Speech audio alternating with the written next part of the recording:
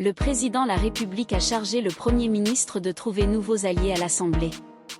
Si l'espoir de construire une coalition de gouvernement semble vain, la construction d'une majorité, texte par texte, jusque-là à l'œuvre, pourrait aussi s'avérer plus difficile compte tenu du contexte politique.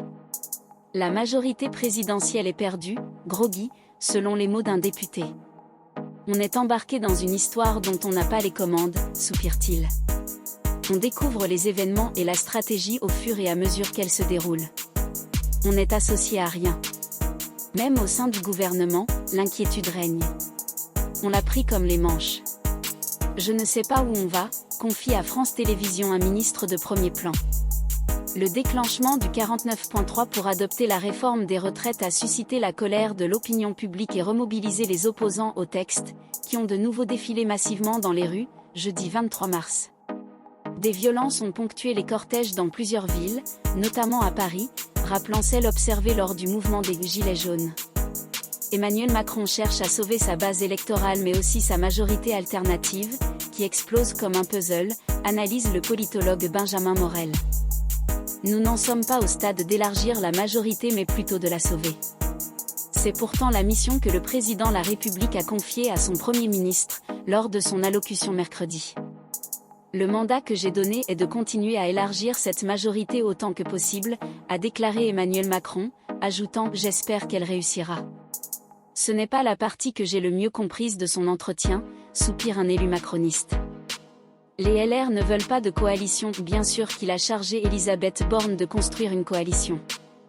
Il ne prononce pas le mot pour ne pas le faire résonner de combinazione, livre un proche du chef de l'État au Figaro.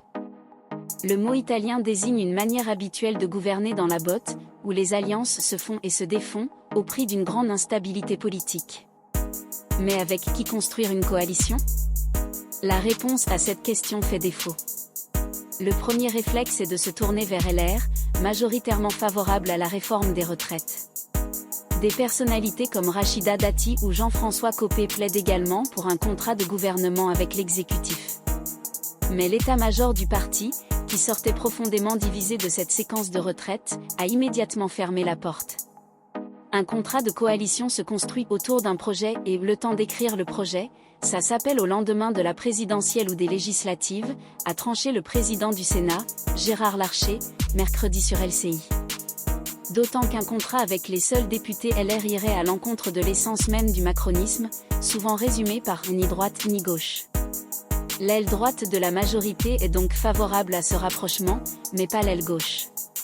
Je suis favorable à un contrat de gouvernement avec LR. Mais ce sont eux qui ne veulent pas, lance Charles Sitzenstuhl, député Renaissance et ex-UMP. On ne veut pas d'une droite de notre majorité. Il ne faut pas oublier la jambe gauche, conteste le député Renaissance Benoît Borda, issu des rangs de la gauche. Je serais d'accord pour faire venir des communistes justement, certains au gouvernement se tournent, envers et contre tout, vers cette dérive politique. Les LR ne sont plus rien. Il nous faut une plus grande majorité, confie un ministre à France Télévisions. Je serais d'accord pour faire entrer des communistes dans le gouvernement, avec qui nous avons des convergences sur le nucléaire, l'État ou la sécurité. Mais il y en a d'autres à chercher au PS. Rien ne doit être interdit. Sans surprise, une fin d'irrecevabilité s'oppose à cette proposition. Une coalition ? Ce serait impoli de nous poser la question, rétorque le président du groupe socialiste à l'Assemblée, Boris Vallaud. C'est non, sans la moindre hésitation, appuie Cyrielle Châtelain, présidente du groupe écologiste. Une coalition est impossible, a ajouté son homologue du PCF, André Chassaigne. Pour former une coalition, il en faut deux, et personne n'en a envie à ce stade, résume un proche du président de la République. Et de toute façon, l'option d'élargir la majorité en faisant entrer au gouvernement des personnalités d'autres partis politiques ne résoudrait pas l'équation. Il ne reste plus grand monde à débaucher, a lâché sur Public Sénat le patron des députés LR, Olivier Marleix. La méthode de braconnage est totalement usée. Dans le camp présidentiel, on reconnaît aussi que ça ne changerait rien du tout, puisqu'elle ne permettrait pas de résoudre le casse-tête de la majorité relatif à l'Assemblée. Il nous manque près de 40 voix, rappelle un conseiller ministériel. Texte par texte, c'est la seule solution, la piste de la coalition écartée, reste celle mise en place depuis le début de cette législature, la construction compromis texte par texte. C'est la seule solution, explique Renaissance président de la commission des lois, Sacha Houlier. C'est certes inconfortable mais vraiment efficace. Ça marche bien. Sur le projet de loi pour les JO étudié en ce moment à l'Assemblée, aucun des groupes n'est sorti de ses engagements pris en commission, assène un exécutif majoritaire. Il y a le jeu de l'hémicycle et ça de vie parlementaire qui reste même, y compris face à crise politique et sociale qui s'est ouverte avec réforme des retraites. Cette piste, la seule viable pour le camp Macron, tient la corde. Le Premier ministre conduira des consultations avec les forces politiques pour définir le calendrier parlementaire des mois à venir et identifier les majorités texte par texte, a annoncé l'entourage d'Elisabeth Borne à l'AFP. Il n'en demeure pas moins que ce qui avait jusqu'alors plus ou moins fonctionné est aujourd'hui remis en cause par la gauche. On a joué le jeu du parlementarisme dès le départ. Mais vu façon dont Premier ministre et le Président ont méprisé les corps intermédiaires, les syndicats et brutalisé Parlement, question finit par se poser, révèle Boris Vallaud, qui avait par exemple voté, avec son groupe, loi sur l'accélération de production des énergies renouvelables. Même attitude d'André Chassaigne. Le président du groupe communiste se concertera pour savoir quelle posture adopter dans les prochaines semaines. En se comportant ainsi, à force de mépriser Parlement, ils peuvent nous sortir de ce qui a toujours été plus important pour nous, notre culture politique votée sur texte et non selon contexte. André Chassaigne, président du groupe PCF à l'Assemblée sur France Info, il faut rétablir la confiance entre le gouvernement et les parlementaires, cela passe avant tout par le retrait de la réforme des retraites, assure Cyrielle Châtelain. Tous les présidents de groupe consulteront en tout cas leurs adjoints pour savoir s'ils doivent se rendre à une éventuelle invitation de Matignon. Contourner le Parlement ? Cette nouvelle situation politique n'a sans doute pas échappé à Emmanuel Macron.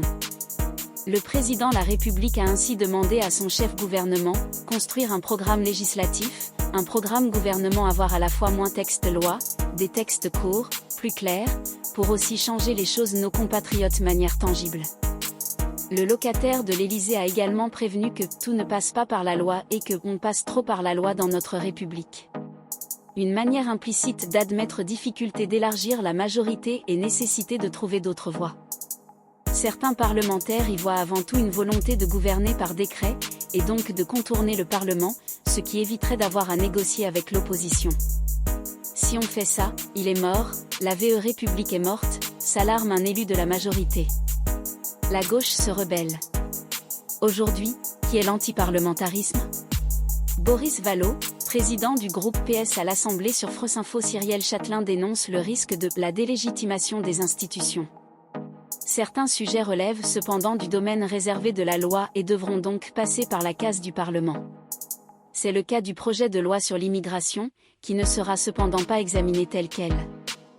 Il devrait être découpé en textes plus courts, examinés dans les prochaines semaines par le Parlement, a annoncé mercredi Emmanuel Macron. Histoire de voter un coup à gauche et un coup à droite selon les différents sujets du projet. Le vote du texte en un seul bloc semblait compromis, aucune majorité ne se dégageant pour l'adopter. Cette nouvelle stratégie peine à convaincre. Ça ne changera rien, ça va alors exciter les autres camps, il y aura toujours un problème, souffle un parlementaire. À défaut d'élargir la majorité, le défi de l'exécutif sera de perdurer dans la durée avec cette majorité relative, dans un contexte particulièrement défavorable. Le changement de méthode, promis depuis l'été dernier, est plus urgent que jamais.